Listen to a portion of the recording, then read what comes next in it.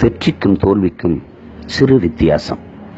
கடமையை செய்தால் அது வெற்றி, கடமைக்கு செய்தால் அது தோல்வி.